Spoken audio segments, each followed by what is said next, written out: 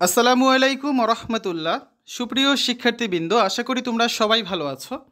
এই ভিডিওটা তৈরি করছি অষ্টম শ্রেণীর শিক্ষার্থীদের জন্য। 2024 সালের অষ্টম শ্রেণীর ইংরেজি বইয়ের অষ্টম অধ্যায়ের 118 পৃষ্ঠার সমাধান নিয়ে আজকে আলোচনা করব। Class 8 English chapter 8 activity 8.1.2 life in the Woods, page number 118। তোমরা যারা এখনও অন্যান্য বিষয়ের ভিডিওগুলো দেখোনি তারা আমাদের চ্যানেলের প্লেলিস্ট অপশন থেকে ঘুরে আসতে পারো।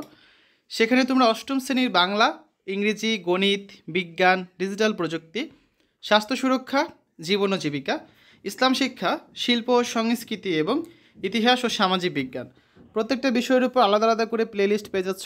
এখান থেকে তোমাদের যার যে বিষয়ের যে অধ্যায়ের যেই পৃষ্ঠার সমাধান দরকার খুব সহজেই তোমরা দেখে নিতে পারবে। Activity 8.1.2. Now, read the following text to know someone's feelings about the sky, bird, river, tree, ants, and the school bell. Then discuss the answers to the questions that follow.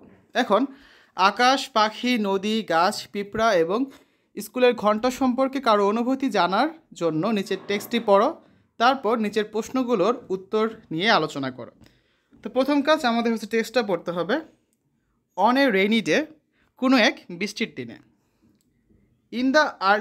In the early afternoon through the classroom window, বিকেলে শ্রেণীকক্ষের জানালা দিয়ে। The sky seemed vast and cloudy with all the signs of rain and storm, আকাশটাকে বিস্তীর্ণ এবং বৃষ্টি ও ঝড়ের লক্ষণসহ মেঘলা মনে হলো। The rough winds started screaming and howling, রুক্ষ আবহাওয়া চিৎকার ও গর্জন করতে শুরু করলো। But kites are flying very high in the sky, কিন্তু ঘুড়িগুলো আকাশের অনেক উঁচুতে উঠছে। দে সিম টিনি ফ্রম এফার, কি বলা আছে যে দে সিম টাইনি অর্থাৎ দূর থেকে তাদেরকে খুব ক্ষুদ্র মনে হচ্ছে। এফার মানে দূর থেকে। However the flow of life has not cyst yet, যদিও বা যাই হোক জীবনের প্রবাহ এখনও থেমে থাকেনি। The ant colony gets busy with their work as the raindrops may destroy their families, larvae, eggs and homes. পিঁপড়াদের নিয়ে বলা হয়েছে যে পিপিলিকার দল তাদের কাজ নিয়ে ব্যস্ত বা তাদের কর্ম নিয়ে ব্যস্ত হয়ে পড়ে, যেহেতু বৃষ্টির ফোঁটা তাদের পরিবার, লার্ভার মানে হচ্ছে শুক কীট, তাদের যে ডিম এবং বসতবাড়ি ধ্বংস করে দিতে পারে। Ant's family seems like a deep rooted tree, পিপিলিকার পরিবারকে মনে হয় যে গভীর শেকড় সমৃদ্ধ একটা বৃক্ষ। Just then, the nearby river appeared, overflowing with heavy rain. ঠিক তখনই প্রবল বৃষ্টিতে পাশের যে নদী আছে সেটা উপচে পড়ে। ওভারফ্লোয়িং মানে উপচে পড়া।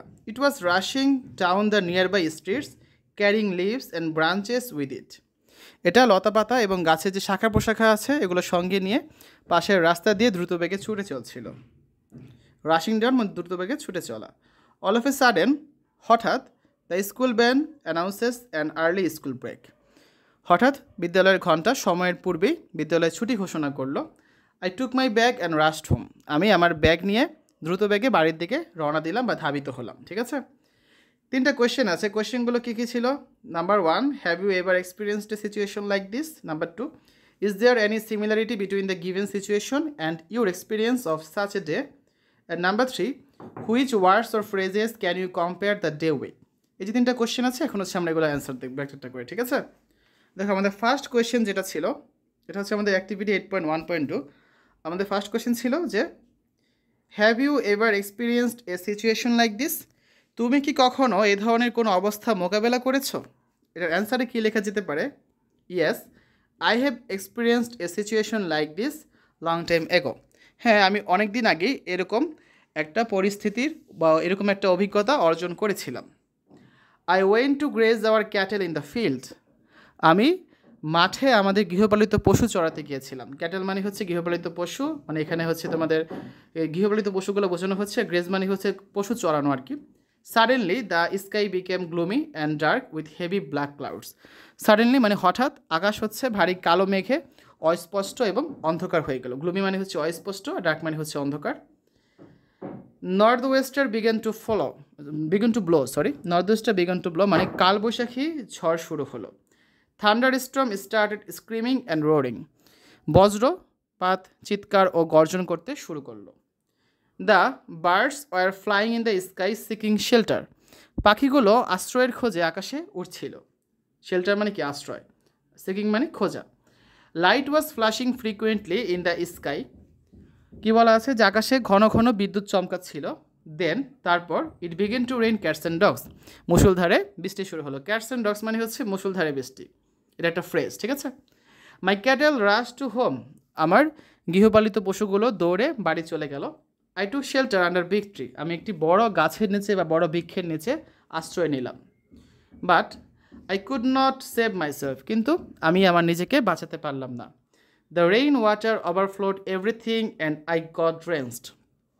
যে বৃষ্টির পানি সব কিছুকে ভাসিয়ে নিল আর আমি ভিজে চুপচুপে হয়ে গেলাম। ড্রেন্স মানে হচ্ছে ভিজে চুপচুপে হয়ে যাওয়া। Finding no other way. অন্য কোনো উপায় না পেয়ে I began to run to my village. আমি আমার গ্রামের দিকে দৌড়াতে শুরু করলাম। এই হচ্ছে ফার্স্ট কোয়েশ্চেনের অ্যান্সার। তারপর দেখো সেকেন্ড কোয়েশ্চেন যেটা, is there any similarity between the given situation and your experience of such a day. অর্থাৎ এখানে যে সিচুয়েশনটা দেওয়া আছে, যে অভিজ্ঞতাটা দেওয়া আছে প্রদত্ত অবস্থা আর তোমার এরকম একটি দিনের অভিজ্ঞতার মধ্যে কি কোনো মিল আছে? অ্যান্সারটা কী হতে পারে? Yes, there is some similarities between the given situation and experience the day. যে হ্যাঁ, এখানে যে প্রদত্ত দিন বা প্রদত্ত দিনের যে অভিজ্ঞতা এবং আমার অভিজ্ঞতা নেওয়া দিনের মাঝে কিছু মিল রয়েছে। ফার্স্টলি, প্রথমত, ইন বোথ ডেজ, উভয় দিনে, there was cloud in the sky, আকাশে মেঘ ছিল, and the winds was screaming and রোডিং, এবং বায়ু হচ্ছে চিৎকার ও গর্জন করছিল। সেকেন্ডলি, দ্বিতীয়ত, দ্য ওয়াটার ওভারফ্লোড এভরিথিং, যে এখানে বৃষ্টির পানি সব কিছু ভাসিয়ে দিয়েছিল। থার্ডলি, তৃতীয়ত, at last the author rushed home like me, যে আমাদের লেখক ছিল তিনি হচ্ছে বাড়ির দিকে ছুটে গিয়েছিল এবং আমিও লেখকের মতোই হচ্ছে দ্রুত বাড়ি চলে গিয়েছিলাম। ঠিক আছে? থার্ড কোয়েশ্চেন যেটা ছিল, which words or phrases can you compare the day with, অর্থাৎ কোন শব্দসমূহ বা শব্দগুচ্ছের সাথে তুমি দিনটিকে তুলনা করতে পারো। এটার অ্যান্সারে লেখা যেতে পারে, the day in the passage can be compared to a day filled with impending weather changes, natural elements in action and a sudden disruption of plans much like an unexpected early school break. কী বলা আছে জিনিসটা বুঝো, যে অনুচ্ছেদের দিনটিকে compare করা যায়, মানে তুলনা করা যায় কার সাথে?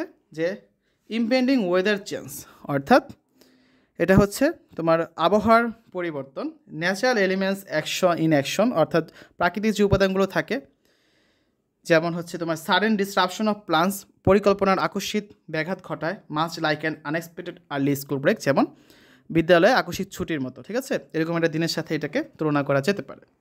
তো এই ছিল আজকের ভিডিওর আমাদের আলোচনা। আগামী ক্লাসে আমরা হচ্ছে 119 পৃষ্ঠার অ্যাক্টিভিটি 8.1.3 করব। এখানে হচ্ছে আমাদের কলাম এতে কিছু ওয়ার্ড আছে, কলাম বিতেও কিছু ওয়ার্ড আছে, এগুলো হচ্ছে আমাদের ম্যাচ করে লিখতে হবে। ঠিক আছে? মানে ম্যাচিং কলাম, এই কাজটা আমরা আগামী ক্লাসে করব। তো শিক্ষার্থীরা, এতক্ষণ তোমরা দেখলে class 8 English chapter 8 life in the Woods activity 8.1.2 page number 118। আশা করি ভিডিওটা তোমাদের কাছে ভালো লেগেছে। পরবর্তী পর্বগুলো দেখার আমন্ত্রণ জানিয়ে আজ এখানে বিদায় নিচ্ছি। আল্লাহ হাফেজ।